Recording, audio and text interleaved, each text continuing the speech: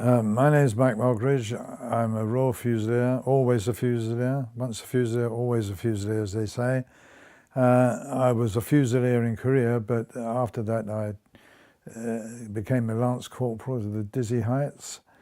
I was born in London, as most of the Fusiliers were, and that's about says it all. Okay. All right. So, Mike, just tell me. I think is it Streatham or Peckham? Peckham. Just tell me a bit about life as a boy in the build-up to what you remember of the Second World War, pre-Korea. Well, what I remember of the Second World War, I can vaguely remember being in a room with everybody. I was 5 or 6. I was 6, I think, at that time, and the war was announced. I didn't know what it meant, but then my next recollection was being in the school playground with a gas mask and a label around me, and we were evacuated up to Cumberland because everybody thought in those days that directly war was declared, we will be shelled and bombed. So all the kids were evacuated, but nothing happened. So Londoners always like to get back to London, and we all came back to London, and then the Blitz started. So it wasn't a smart decision. But I was then evacuated to Devon, and then we came back, and I was evacuated eventually to Essex, a place called Thundersley, which was right on the line where the doodlebugs used to come over. So we always used to stand out in the street and watch them coming, and when the engines stopped, we used to run like hell. So that was vaguely the recollections of the Second World War. What was it like being evacuated 3 times? Were they good experiences each time, or were they? Yeah, they were generally people were kind and good. Some people didn't. It was a big disruption on some people's lives. I have a lot of London kids, especially from the east side of London. So sometimes when you went to be evacuated, you went to a hall and people would come round and they would pick you out and say, "I'll take him, I'll take him, I'll take them." And sometimes when you were left to last, it wasn't the best experience. But it helped us in Korea because the Fusiliers were mostly from East London, South East or East End. So we'd all experienced bombing. So when we got to Korea, it wasn't such a great shock when we started experiencing shelling again. It was something we'd had as kids. And ditto, just that whole process of sort of signing up, moving away from home, becoming a soldier. You'd experienced being away from home to a degree. Yeah, well, I always wanted to travel. So to me, being called up for national service was an opportunity to travel. So when I was called up, I went to see a very nice old colonel who said, "You're A1, so you're privileged, you can go in the infantry," which I was very pleased with. And he said, "Have you any preference for regiments?" So I said, "Well, no, name some." So he said, "Well, the Black Watch." He said, "They're a very fine regiment." And he showed me a picture of this old guy with a hackle. And I said, "That's good." I said, "Where are they stationed?" So he said, "Well, they're stationed in Scotland." So I said, "Well, have you got anywhere nearer?" So he said, "We've got the Royal Fusiliers." So I said, "Well, where are they?" So he said, "Well, they're stationed at the Tower of London." Well, I was only a 3-halfpenny bus ride from there, so I went back and I said to my mother, I said, "It's all right." I said, "I'm going to be home every night," completely innocent. And it was about 2 months afterwards, just before I went, that she put the newspaper on my bed and said, "You're a smart ass, aren't you?" Because it had on there Royal Fusiliers bound for Korea. But the Black Watch went as in the Fusiliers, so I would have gone, whichever regiment I'd chosen, I would have gone to Korea. Yeah. And just in terms of your schooling, obviously it must have been slightly disruptive. I'm asking this for John Woo, actually. What did you know of this place called Korea? You know, had you been taught about it in school? Had you heard about it through geography lessons? No, we didn't know anything about it at all. It was just a country, it was a war, and I used to do a lot of boxing. I was selected to box for the Home Counties Brigade when I joined up. And after I boxed against the artillery, I think it was, the boxing officer came in and he said, "You know, why don't you stay here and be part of the boxing team?" And I said, "No, I want to go abroad." So I turned it down and went to Korea. It wasn't until I got to Korea I realised that it was a little bit more than a joke, you know. Yeah, okay. And just, you didn't mention, but what, brothers, sisters, parents? I've got a brother, yeah, who's 2 years younger than me. And my parents were both alive. They're obviously dead now. What were they? Were you East End family, or was it? We were, traditionally, we were from the east side of London. East End being north of the river, we were East London, but south east. And my father was, we came from a very old London family. My grandfather he had a nose that went in from his forehead because he was a plumber, but to earn more money for the family, he used to go out to the pub and fight someone for 10 shillings, bare fist. And if he won, they ate. If they didn't, so it was that sort of background, which I'm an inverted snob because to me, I'm very proud of that. And my father started off as a night watchman for the Midland Bank because it was when you couldn't get a job. And he eventually rose up to be in charge of all the non-clerical staff in the whole of the Midland Bank. So he did very well. From my point of view, I went to 5 different schools, and when we came back, I went back to Peckham Secondary School. And all the kids, it was quite an experience really, because all the kids, if they've been evacuated to Scotland, you've got kids speaking with a Scots accent. They're all London kids, but they've got different accents from where they've been evacuated. And just to highlight what it was like, and forgive me if I go on, but as Secretary of Safford, Oxfordshire, our president was the Duke of Marlborough. So when the Duke of Marlborough retired, we on the committee decided to give him a farewell lunch. And the new president was General Sir Sam Cowan, who is a great guy. I got on very well with him. Well, when we met at this lunch, they said to me, "You sit next to Lady Anne Cowan." So I sat next to her, and she said, I said, "Well, Lady Anne," she said, no, call me Anne and Mike. She said, "Tell me about yourself." So I said, "Well, what would you like to know?"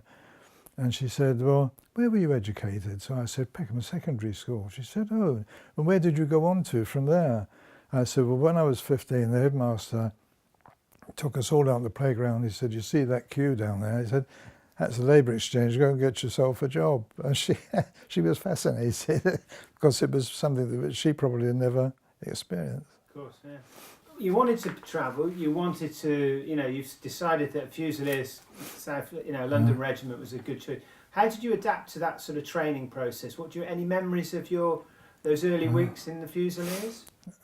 I could tell you a story that my first days in the Fusiliers, I went into the Tower of London, and as I said earlier, I used to box, and sitting next to me in the next 2 beds were a couple of guys who I'd met in the boxing circuit, and but they'd been there 2 or 3 days before me. So I said, "Well, what happens?" So they said, "Well, in the morning, some geezer gets up at 6 and blows a trumpet, and they all go and march around." They said, "But we don't." I said, "Well, what do you do?" They said, "Well, we go for a walk around the gardens." Anyway, they said, "You stick with us." So for 3 days, I walked around the gardens and had a beer in the naffy. And on the 3rd day, a sergeant got me and said, "Why haven't you got a uniform?" So I said, "Well, no one's given me one." So he gave me one, and he marched me up and down for, it seemed ages. It was bad enough that, because you have to stamp your left foot, that the next morning my foot came like a balloon, so I reported sick. And the MO said, "I think you may have broken a bone in your foot." So he said, "We'll send you to Woolwich Military Hospital, be here at 2 o'clock. So I said to my 2 mates, I said, "Well, I'm going to be..." They said, "Oh, we'll come to Woolwich with you," because Woolwich was the country then. Well, when the ambulance turned up, they came down, they said, "We decided that we're not going with you because we don't like the army." So I said, "What are you going to do?" They said, "Well, we're going home." So they marched out the gate. Well, that was Ronnie and Reggie Cray. Was it? Yeah, it was. Oh. Yeah, and they just went, and there's a long story out after that. They nearly killed one of the prison guards. They cut his throat, gave him 70 stitches at Canterbury, and escaped. And they eventually they were dismissed with ignominy. Wow. but they were quite decent chaps when I knew, because they were the same age as me. They were 18.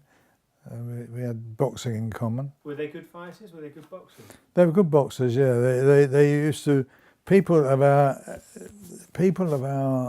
area. When you were good boxers, a lot of them didn't go in for the ABAs and things like that, but we used to get 5 shillings a round for sparring at the Thomas à Becket, which was the gym in London. And I was doing that when I was 17 with other. I've sparred with a lot of the top boxers, and 5 shillings a round was a lot of money in those days. Yeah. What do you recall of leaving the great shores of Great Britain and heading over to Korea? Did you go straight to Korea, or did you go to... No, we went to Hong Kong. The battalion was already out there, and we were sort of reinforcements. So the battalion did a full year, and reinforcements didn't. I think I did 7 months. When did you join? Do you know? I joined at the Tower of London. No, but when? Sorry, what year? 1952. Do you know when it was? Oh, November, I think. Okay, good. I think it was November, yeah. Yeah, okay. But what I do remember was we had a guy, we went from Canterbury actually to go to Korea, and one of the guys, who will remain nameless, woke me up at night and said, I've come to say goodbye. So I said, well, you can't go, we're going to Korea. He said, I'm not. He said, I'm going off. Well, he was a traveller. And I said, well, they'll come and get you and bring you back. He said, no, they won't find me. He said, when I get with my travelling people, he said, I should just disappear. Well, 2 days afterwards, we were on the dock at Southampton. Who came down with in handcuffs was the traveller. So that was a bit of a fun thing. And there was another guy there who looked out to sea, and he said, look at that, look at that. So we all looked out to sea and we couldn't see anything. I said, well, what is it? So he said, all that water, he'd never seen the sea before, because he used to go hopping. So they're amusing little anecdotes of that. Do you remember being the jabs and the immunisations on board? We had them before we went. Okay. And then we had them again, because we went to Hong Kong, or in the New Territories, which is the mainland opposite Hong Kong. And it was a great station. We were there for 6 weeks, I think. And all I did was box. I boxed for the Dorset Regiment. We were attached to the Dorset Regiment. And the same people going to the Black Watch were across the road. They were attached to the Ulster Rifles, I think it was. So for me, it was just a chance just to box. And I'll talk a bit about that later. Is it part of the story at that point, or is it later on? It's part of the story of how I was reported killed in action. Oh, okay, all right, yeah, okay. Okay, what do you remember of the immunisations then? What's your recollection of that? Well, I remember that we went in a queue, and there were 4 orderlies, and you put your arms out, and you had one that side, one that side, and then you went that, one that side and one that side. And the ones we had in Hong Kong, there was a hill there with badges on it, called Badge Hill. And we were then put in full kit and told to run up and down the hill to make it circulate. Well, I've spoken to a pal of mine who's a doctor since. He said, that's the worst thing you should have done. But that was the army, you know, it was all part of the mystique. What did you know about the Korean War when you were in Hong Kong? Was there any... We only knew about what we had in the papers, and the Dorset Regiment had a church parade every Sunday, so we were like a company of the Dorsets, and they had a church parade, and they used to always have 2 minutes silence for the guys Fusiliers who were killed in Korea. So that came over a bit when you realised that there were guys getting killed. Did you know any of the Fusiliers that were in the initial sort of deployment, or not? We knew people who were coming from the local area. For instance, Michael Caine lived just up the road from me. I never knew him personally, but I knew of him because he used to go to the youth club. A lot of other guys went to. So his name wasn't Michael Caine. It was Michael something or other. Micklewright. Micklewright. That's it. Yeah, yeah. So, I mean, the first real thought of going, Hong Kong was boxing and having a good time. And then we were told we were going to Korea, and we were going at Monday, and that we would go to Aramura, which was a battle school. Well, when we got to Japan, we were told we weren't going to Aramura because they needed us. So we were going like the next day, more or less, the next evening. So myself and another guy took leave and went outside the wire, if you like, and just had a good time in Hiroshima and came back just in time to be in bed at the right time. And then we went, because with the idea was that we didn't know if we were going to come back, so we might as well have a good time when we got the chance. And they couldn't put you on a charge then because you wouldn't have gone to Korea, so you were more or less immune. Well, I mean, you went to Hiroshima, did you? Yeah, I went to see where the atom bomb had dropped, which was, I'm so pleased that it was quite an experience. Yeah. Could you see the sort of the curve of the crater almost? Yeah, I mean, it was just devastation. There was a statue. What really I remember was there was a statue of a lady, not a statue, a silhouette, a shadow of a lady and a child on a brick seat where they'd been sitting, and they'd just disintegrated and left this statue, this silhouette there. It was really frightening. Mm. Mm. Yeah. Okay. Right. So you got away with your, your night out, your day out. Where did you land in Korea? We went to Busan, and the first thing I remember there was as the boat pulled in, an American band came out, and they marched up and down and played jazzy tunes, and the drum major was strutting around, completely different to the American Army, but it was a sort of welcome. And we were there for 2 or 3 days, being re-equipped, and then we went on the train up to join the battalion, which was like, now it's a few hours when we went back, but in those days it was like a day and a half. When were you kitted out for Korea? Was that in Japan or on the dockside in Busan? That was in Busan, not in the dockside. There was a big transit camp in Busan with Americans, Canadians, everybody went there and was kitted out. Is that where you got your flak jacket? No, I got the flak jacket, I think, when we got to the battalion. Okay, so any memories from the transit camp before you heading up? No, not particularly. It was just a place to be. And the only memory was that our rations were what we thought were quite good. But when we first arrived there, one of the fellows came in and said, "You want to get out of the cookhouse because it's American rations," he said, "and they've got chicken and anything you want." And it was a different world. It was like dining at the Ritz. Yeah. Okay, cool. Right, so once you've got off once you've taken this long train ride, where were you taken up to the front line on 1,500 tonners, or how? No, we were in, the battalion was in a rest area. What used to happen is the infantry battalions would go up the front line for maybe 3 or 4 weeks. Then they would come back, and for a week or 10 days they would be in what they called a rest area. Our rest area was called Area 7, I think, at that time. There was Area 7 or Area 3. And they were areas about 2 or 3 miles behind the line, where you weren't in the front line, so you could relax to a certain extent. But the Chinese or North Koreans used to infiltrate through, and you couldn't tell. They would go into a village and live with the villagers. The villagers were too frightened to tell anybody, and they would take pot shots at you, and you could be open to attack even there, which only happened to me once, which I'll tell you about a bit later on. Okay, and was there a sort of general sense of trepidation by the time you'd moved up to Area 7 then, because you knew that now you're moving into battle? Not really. No, we had a big beer tent, and you could buy Asahi beer. And they had a lot of little streams there that were ice cold, and we used to put the beer in the streams to cool it off. And we used to meet around them, and we had sing songs and things like that. and we were blissfully ignorant, I might say, really. Yeah, a common story. Yeah.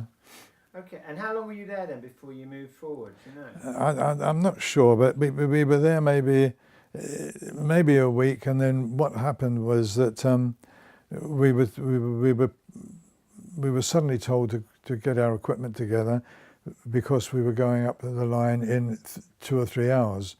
So at about 10 or 11 o'clock at night, we were taken by lorry to near the hook, and there was heavy shelling going on, and then we moved into the hook at the rear. My platoon, which was anti-tank platoon, but was a rifle platoon because they know the Chinese never used tanks. We were with the sappers for the Duke of Wellingtons, and the Duke of Wellingtons were having a hand-to-hand combat with the Chinese because the Chinese was into the trenches, so we had to wait there with fixed bayonets. If they hadn't held the line, we would have had to gone in.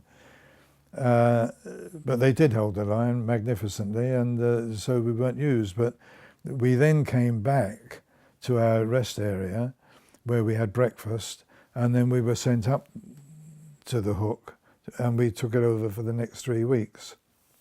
Well, the hook then, to explain, you may know this, but what happens when the Chinese put in their suicide attacks, which they did on the hook, well, that was the last battle of the hook, was that they would advance in vast numbers, and the Chinese artillery would shell the hook. Well, our artillery would lay down what we call a DF, defensive fire, on the Chinese, so that you would reduce their numbers. But as they got nearer, our defensive fire got nearer to us. So eventually, when they get onto the hook, there's our artillery and their artillery all shelling the hook. And it's obviously a rumour, but someone said that there was more poundage dropped on the hook that night than there was at El Alamein. So it was very, very heavy shelling, which we were all right because we were in the rear trenches, which didn't get it so badly. But what happened when we went up there? We didn't have any trenches. It was quite open area, and we were put in full. And one of the things I remember, which may be interesting, is that my gun slot was opposite the Duke of Wellington's, and it had a long tunnel with gun slits in it that you could only get in either end. Where the Chinese had gone in and with explosives on the back and blown themselves up and the tunnel, and they were digging out that tunnel outside my gun slit, my gun emplacement, yeah. And there was a book of poems written by a young poet, and it's been put together by a fellow called Holland of the Duke of Wellington's, who was the platoon commander, and they're wonderful poems. If anybody likes poetry, I think that some of them are as good as Wilfred Owen. So I was sort of privileged to see him being brought out, and he died afterwards. But we were up there, so the first thing we had to do was, as quick as we could, get the wiring out, but we had barbed wire in front of the trenches. And so my first patrol, if you like, was something which wasn't very far into no man's land, but it was out there with the laying this wire, and every now and again the Chinese would send up parachute flares, which lit the whole place up. And when someone sends up a parachute flare, the first instinct is to throw yourself down, which is a big no-no, because if they put it up and they're looking for movement. So if you throw yourself down, they spot where you are. So you have to stand there rigid. And you stand there rigid like that for 3 minutes, knowing that there's a lot of slit eyes looking for you. It was a good indoctrination into... Who taught you that? Who told you that? Were you briefed? Yeah, you're briefed. You're trained. That is what you do. Yeah. What was the scene like? I mean, so the morning after you've arrived, can you remember just what the devastation? There must have been bodies everywhere. It must have been horrendous. There were the other job that we used to get, which was the worst job in the world, and as it went on was collecting there were Chinese bodies all over the place. Outside my hutchie, which was, we had the trenches in the front, and we used to sleep during the day in the hutches. Outside there, we had a pile of dead Chinamen, 8 feet tall. And on the top of that pile was one who we knew was an officer, because he was the only one who had his hair. All the rest had shaven heads. But you just used to dump them up there. And the problem was when you went out, we used to take bags to try and to put them in, to drag them back. So you went out, and you went out at night, obviously, and you're trying to get them in, and you're worried about the Chinese seeing you, or even a patrol coming up, and they got rigor mortis. You can't get their arm in, so he ended up kicking it, and that was bad enough. But then after a couple of weeks, they're riddled with maggots. So you're trying to get bodies that have got maggots all over them and putting them into bags and taking them back. Well, what we used to take them away. That 8 foot tall thing, someone put a flower in the hand of the officer at the top. But the smell of dead, rotting bodies is, when you see people at these terrible disasters and they got you can understand it. It's such a bloody awful, sweet, horrible. It lives with you forever. Oh, it's a terrible smell. Rotting bodies. It's interesting as well, because I thought the Chinese, they used to come up at night. I've spoken to other people, and they said, they'd have these battles, and then you'd go back the next day to get your dead, and there'd be no Chinese. They'd all gone, and it's like they sort of took the Chinese away, and they, yeah. wherever they took them. Well, the Chinese, if they could, always took their dead with them. They always took their body. Like when we bumped the Chinese on Greenfinger. I mean, there must have been dead Chinese there, but afterwards, when they retreated, there were no dead Chinese. But I mean, we were so close. We were like from here to that wall over there. And not only we only had Sten guns, which were bloody awful. And you're still doing this even a couple of weeks later. Yeah. But there were so many Chinese dead. And some of them we just left hanging on the wire. And in this book of poems I was telling you about, there's a poem, because it obviously happened not just with us, with other people, about hanging on the old barbed wire. And guys in the poem used to, you'd have a body that was dangling and the wind would blow it and you think it was a live Chinaman, and they would shoot at it because that was nerves really, yeah. But I remember I was a Bren gunner looking out one night there, and I said, there's movement in front, and my pal came up, my number 2, and looked at it. He said it was a rat, and it was only 2 feet in front, but to me it was movement, But it's the way you get tired and you concentrate. And the other thing, of course, about the Hook particularly was it was swarming with rats, big rats, that used to live off the bodies. To them it was like dining at the Ritz. And they were the biggest rats I've ever seen. But you went to sleep during the day in your hutchie and they used to run all over you, and you never used to bother with it. Eventually you got used to it. But to people, if I told people that, which we don't, if I told people about it now, they would be appalled. But to us, it's something that just happened, My first experience going up the Hook was, we were going up and we were told to get up. You go up a track to get to our positions, and there were 2 guys coming down. It was very wet. 2 guys coming down, and with a fellow on a stretcher, and he was moaning and his eyes were rolling. And I said, "Give us a hand, mate. We're slipping all over the place." So I thought, okay, and I helped them down with this to the bottom where an ambulance jeep would take him away. And I said, "Where's he wounded?" And they said, "He's shot in the leg." Well, in his leg was just one small hole. So I thought, well, that's not a problem. They'll stitch that. But when we got to the bottom, he was dead.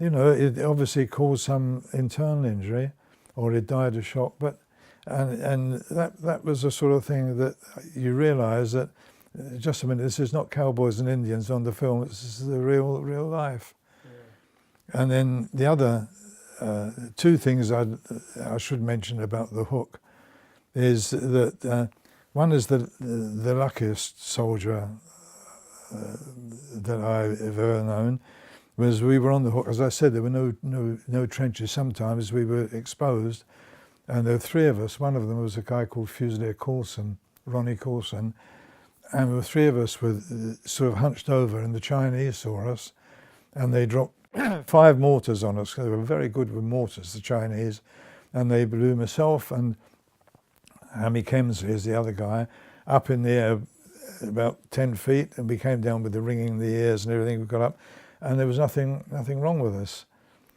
You know, we didn't have anything apart from the blast. And Ronnie Coulson was covered in shrapnel. He took all the shrapnel. So from that point of view, he was unlucky. Anyway, we got him down to the bottom, and we put him on a jeep, a stretcher, but he kept falling off. So the driver said, one of you's got to hold on to him. So I sat next to him and held him, and I went back to the command post, and he was taken in with the MO. So as I was at the command post, there was another guy on a stretcher. There were lots of people. The medical officer was just there in his underpants because it was quite hot.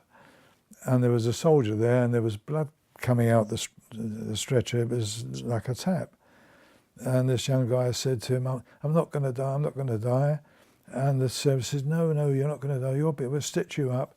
And as he walked away, he went like that, and the lad died, you know, which was quite sad. But getting back to Coulson, why he was so lucky, was after we went there, we went up to the 355. He was in a trench by himself, and a Chinese mortar bomb went into the trench. The Finn cut his leg, and it never went off. So you can't get much luckier than that, can you? Yeah. But back to another experience on the Hook was when the Chinese attacked, they used to congregate initially at some caves at a position called Greenfinger. So it was one of our layout patrols. And 3 of us were sent to do a layout patrol on Greenfinger and see if the Chinese were there and watch the caves. Well, we were out there, and the Chinese got wind we were there for some reason, because they then made a probing attack with the patrol. It was quite a lot of them, and we were lying there. And the first we were aware of it was we could hear them whispering to one another, and we hear movement. So we reported back movement by bandits in our front on the 88 set. And what's supposed to happen then is you ask for permission to withdraw. So they say withdraw, and then they shell it and ostensibly kill the Chinese. Well, we didn't get any permission to withdraw, so we're stuck there. So eventually the Chinese realised we were there. They didn't realise how many, so they started opening up on us with burp guns. Have you heard about burp guns, yeah? Yeah, I know that. Do you remember the noise? Yeah, they go brrr, like burp, yeah. So anyway, what happened then was that in our own lines, they assumed, they heard all these burp guns going off, they assumed that we'd been killed, so they shelled the position. And I was lying there, and there were lumps of red hot shrapnel going there into the ground by the side of me. Well, it was so accurate. I mean, the mortars, one of the guys who I knew in the mortar afterwards said, they all said, Mike Mogridge is out there. It was a bit of a flannel. And he said, we were shoveling shells down. He didn't know at the time he was actually shelling me, you know, and the other two. Anyway, what happened then was that the Chinese sort of retired and took back their wounded, because they used to take their wounded with them, took their wounded back, and we sent out a fighting patrol. And when the fighting patrol arrived, I think it was a sergeant in charge of it, said, we thought you were dead. Well, we sort of stood up, and a parachute flare went up, and the Chinese had gone to another spur. Greenfinger was like a spur out from gone to another spur, and they opened fire from there, so we had to duck down. Anyway, we got back, and I went into our sergeant. There was a guy called Sergeant Farrer, and I went in, and he didn't show any surprise. He looked at me, he said, "Oh," he said, "we thought you were dead." He said, "Do you want a cup of tea?" And it was as casual as that. But what I mentioned earlier on about when we were in Hong Kong, I used to box for the Dorset Regiment, so all the boxing team were quite favourites. So when we left Korea, we stopped at Hong Kong on the way to Egypt, and we were on the ferry, and one of the officers from the Dorset Regiment was with his wife behind me on the ferry, and he said to a friend of mine who was next to him, he said, "Nice to see you, Charland." He said that pity about poor Mogridge. So Tommy Charland said, "What about Mogridge?" He said, he was killed in Korea. So he said, "No, he's not. He's in front of you." So this guy, I turned around, so this guy looked at me. He didn't say, "Oh, well done, you're Korea." He said, "You're supposed to be dead," in a very challenging way. And we didn't say anything. I said, "Well, I'm sorry, I'm not." So when he got to the gangplank, he turned around and said, "We had 2 minutes silence for you." It was as though I'd completely ruined his dream of knowing someone who'd been killed in Korea, I think. Wow. So it was an amazing story. And then the other thing about we stayed up there on the Hook, and eventually we were relieved by the American Marines. I'm pretty sure it was American Marines. And then we went to a rest area, and we were told after about 10 days, but it was quite nice because we could swim in the gym and relax, and after about 10 days we were going to be taken up to 355, which was Little Gibraltar, and we were taken up there by a Maori service corps, the New Zealanders, and they used to take us up within a couple of miles of the line, and then we would walk the rest. But before we went up, they were all in the beer tent, and there was the Maoris were singing these Maori songs, and one of them was Pukara Kara Aya, and this, which is the soldiers' song, and it's quite sad if you understand that. And the guy was playing it, he started having a bit of a cry, and I looked round, and a fellow called Davey Edwards, he started crying. So I said, "What are you crying for?" I said, you don't understand it." He said, "I'm crying because he's bleeding crying." He said, so someone slapped around the head, and we carried on. But they were really great, the Maoris. And you didn't box with the Maoris? No, they were big guys with big bellies, beer bellies. Okay. So from there we went up to 355. To get to 355, if you were in the forward positions, which is what the rifle companies were, you went down a place called the bowling alley. And the bowling alley was at right angles to the Chinese hill, so they could look down it. So they knew when a new battalion, a new replacement battalion was going up, and they just used to send shells down the bowling alley. Do you remember the hoist on 355? The hoist? Like a sort of cable car that had been set up by the sappers. Do you remember that? Yeah, no, I don't. We were, 355 was there. Hill 277 was there, which was the Chinese hill, and there's a little hill in the middle that the Americans had occupied with 150 men, and they'd lost it so many times they didn't put anyone there anymore. So we put a platoon there, which is like 30 men. We were there, and they never attacked us for some reason or other. But what you could during the day, normally you could move around, but what happened was that the Chinese could look down into our trenches during the day. Oh, another thing that reminded me about the Hook was when I was talking to you about the fact that it was the trenches were knocked down.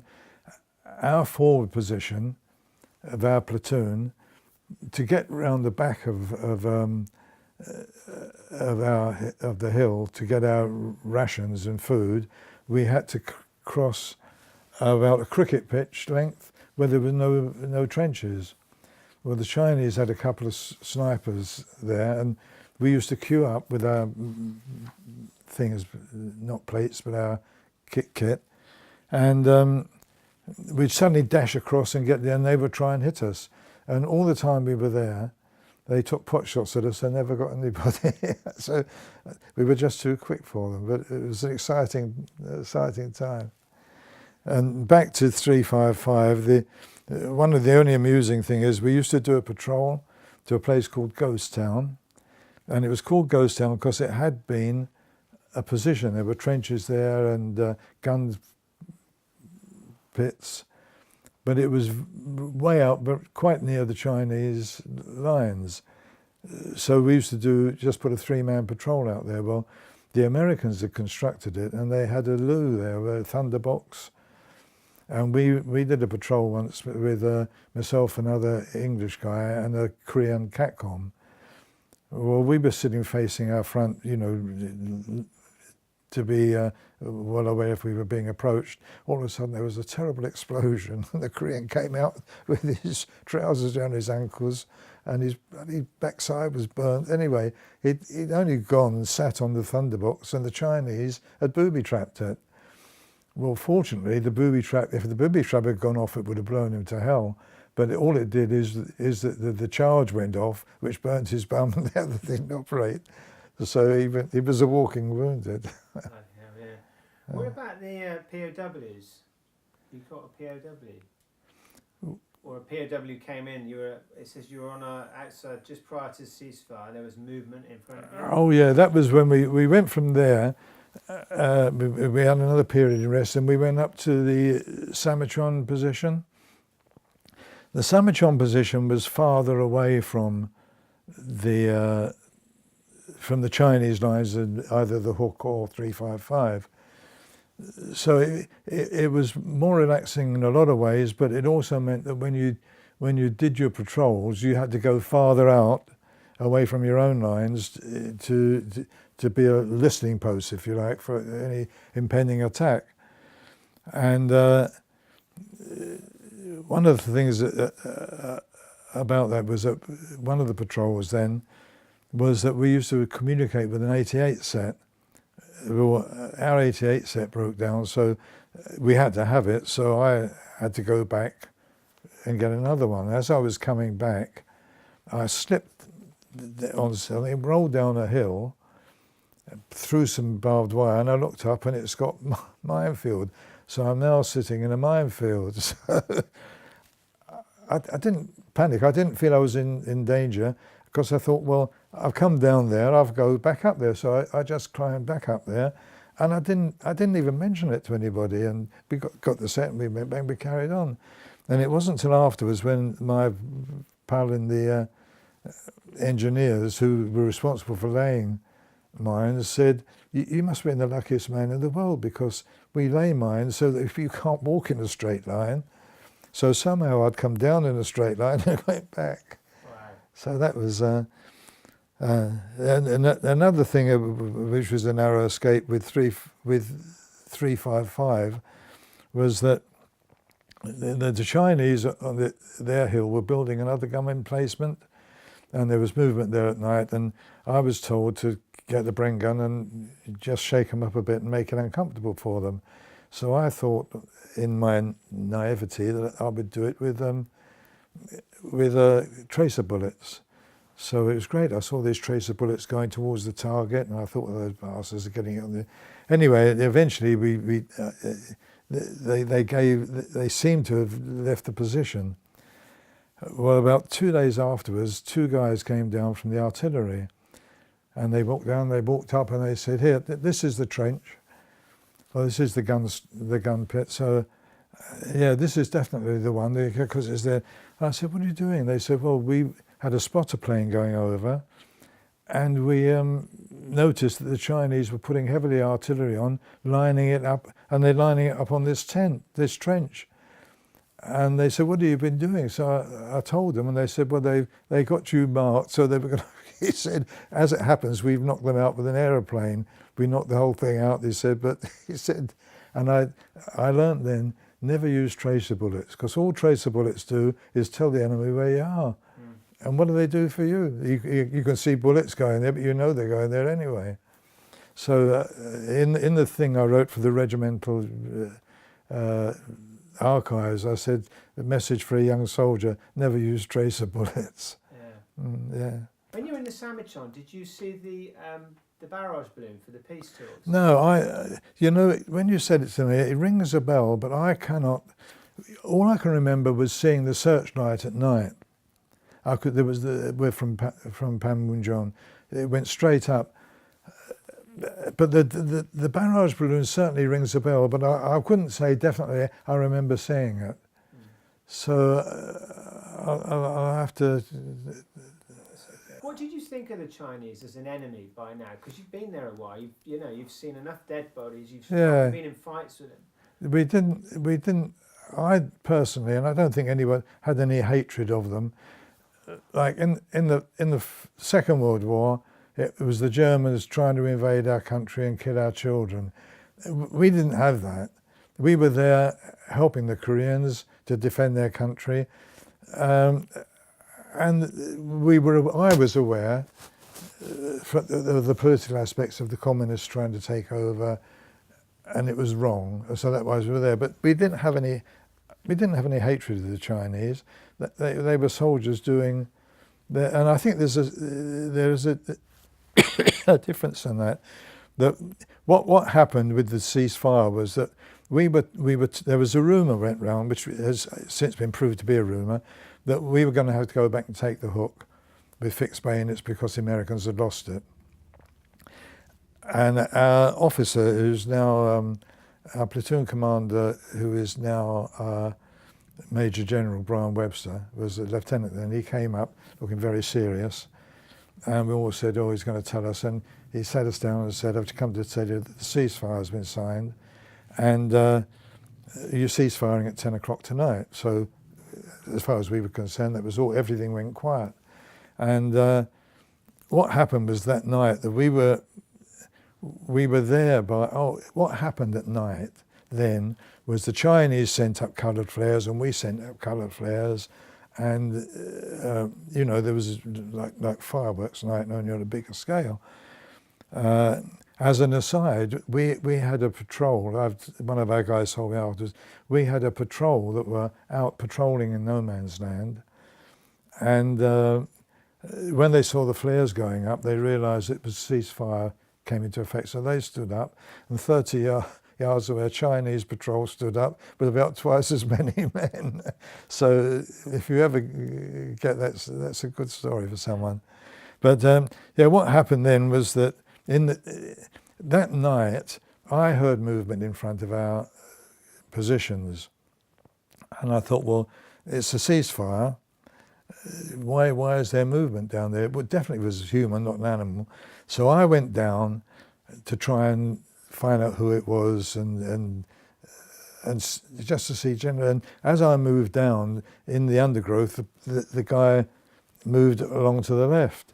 Well, I since found out afterwards that it was a Chinese deserter who'd been living in no man's land, and when he saw the ceasefire, he decided to give himself up. So he gave himself up to one of our patrols, platoons farther down, and he walked in and they gave him a cup of tea and a fag, and the story goes, by one of the guys who was there, that the platoon commander came down and said, "Who's he and what's he doing here?" And they said, "Oh, he's just given himself up," But so I think it's when you hear about how British troops behave towards the enemy, that's how we behaved, and because we didn't have any hatred. He was a soldier who got peed off with it all, and we treated him with respect. Okay, another thing you remember here was a chap called Teddy Darby. What was the story about that? Teddy Darby was killed on a patrol on the Samachon. He was such a popular guy. He was a corporal. Most people knew each other because we came from the same areas. And Teddy Darby was a really nice guy. And he got shot, and virtually on the last, it was the night before the last night, my memory's good, but when we came out the line, I was talking to one of the guys who was there with him, and I said, you know, what about that Teddy going like that? And he said, yeah, he said, and I said, what was it like? He said, the last thing he said was, don't tell my mum, which is significant, because when you're in a position where you think, I could die any minute, you know, and you don't get morbid about it, but you think, Christ, if I got killed, what would... And you don't think about yourself. You don't think, I'm going to be killed, this is terrible. You think, Christ, we were all young lads. We were 19, 20, and we all thought, well, you always thought about your mother. What will my mum do? Christ, you know. And that's just how Teddy thought. How did you, I mean, you've been in, it's an incredibly matter-of-fact interview about the amount of death and destruction and, you know, horrendous stuff that you sort of were privy to seeing, were involved in. I mean, you know, did it affect you at the time? Did it affect you since? How have you been? I've been branch secretary for SAFA for 16 years for Oxfordshire, so I've been heavily involved with guys recently who have post-traumatic stress disorder. We never even knew about post-traumatic stress disorder, and you will find that most of our generation are sceptical. That doesn't mean to say that these chaps now don't suffer from it, but I think for some reason or other they are more prone to it than our generation, may be more hardened to it, maybe because we were brought up in a wartime environment where it was much more accepted, and some of us have been in the Blitz. But there's no doubt that the guys now do have real problems. When I was 68, in aid of SAFA, I walked across the Namibian desert, which was, it took 5 days, but it was 125 kilometres in 41 degrees. And what we did is we slept at night in two-man tents. When I slept in a tent with a guy who was one of the tutors at Sandhurst, and we shared tents. So as I walked in, the smell of that tent was the smell of Korea. It was the smell of the trenches and the tents we had there. And I thought, bloody hell, you know, it took me back. Well, I had a terrible nightmare of Chinese hand-to-hand fighting that night. Anyway, when I woke up in the morning, he's cowering over the side. So I said, what's the matter? He said, I thought you were going to kill me last night. I said, why? He said, you were on me. He said, you had me by the throat, he said, and you were strangling. He said, I said, what? He said, and then you just only went to sleep. And I thought, well, you know, that is 50 years after the event. So perhaps there is much more to post-traumatic stress disorder than we understand. And what's your take on the whole business that, you know, Korea's a forgotten war? Korea's always been the forgotten war. I was one of the advisors from the Korean Veterans Association when they had the Army Museum, had to put the room for Korea in there. And I was telling in actual fact, it was put on the plaque, this actual saying. When I came back, I went to the pub with my father, and the guy came in, he said, oh, he said, hello. He said, but, I've not seen you for a while. I said, no, I've been to Korea. So he said, oh, he said, did you have a nice time? You know, that's what he knew. And I think the reason for it, it was so quick after the Second World War that in most people's minds, the Second World War was over, you know, it was just another little war. The fact that the Koreans lost 160,000 troops, the Americans 52,000, I think, and that we lost over 1,000. I mean, if you took the Commonwealth Division, which we were part of, it was getting on for 3,000. There were more people killed in Korea than all the other wars since the Second World War put together, and it was only in 3 years. Afghanistan lasted for 10 years, and it was only for 3 years. But for some reason, people just have a blank so far as Korea is concerned. And the other thing is that we were always told, it's not the done thing, you don't talk about it. So when we go to regimental reunions, we talk about it. And because we talk about people who understand. But when you talk to somebody who hasn't been there, you think it's pointless because you can't really explain it. Yeah. The only benefit I had was when I was doing some casework for SAFA, you might meet a guy who had been in the circumstances where he could have had it, and you say, well, you know, tell us about it. Why are you? You say, you wouldn't understand, and you say, well, I do. You know, I was in Korea in the infantry, which is, in fact, this infantry is important. In the infantry, and they say, oh, and then they open up because they know they're talking to somebody who understands where they're coming from. So, and there's a very good, there's a book of poems of the Korean War, and it's called, have I got time to go and get the book? Yeah, but just take the microphone with you. Yeah, of course. Yeah.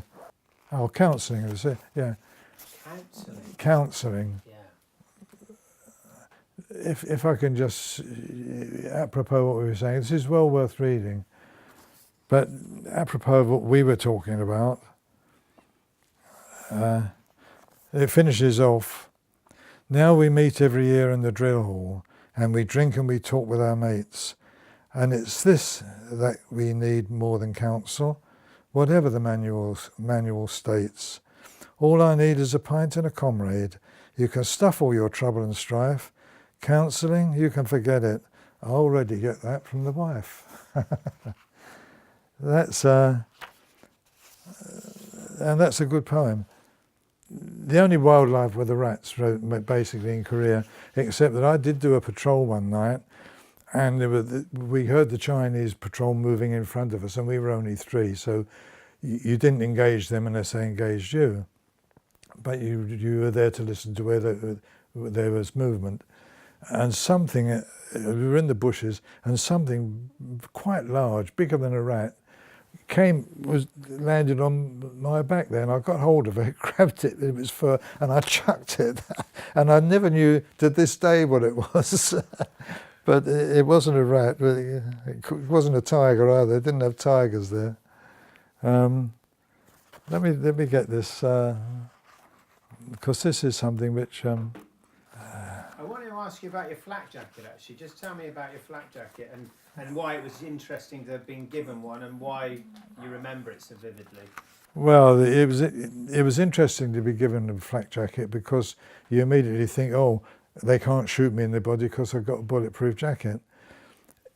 A flak jacket, they were the first ones out, I think, and they were quite light. And if a burp gun was fired at you from a fair range, it wouldn't go through because burp guns were very close quarter things. Apart from that, it was only good for ricocheted bullets. It would ricochet the bullet, not fight on. And after the Battle of the Hook, when we went up there and they were moving some of our wounded about, I saw one of our guys, one of the Dukes, and his flak jacket was just blown apart. So you quickly realise that don't get too cocky because you're not that well protected. Were they heavy? No, they weren't very heavy. Now I went to the staff college here in Oxfordshire for a SAFA do on one occasion with the Army Benevolent Fund, and I was shown the flak jacket. Or my son's been to Afghanistan, he's in the army. And the flak jackets they wear, it's like carrying a set of golf clubs, bloody heavy. And I said to the instructor, I said, how do they move in these? He said, very slowly. And I said, well, I wouldn't. I'd rather have a light one and see how I can get from here to there. He said, but they will stop a full-on bullet. Have you got one of these? Oh, I haven't, no. No, you have that one then. Are you sure you haven't got spare?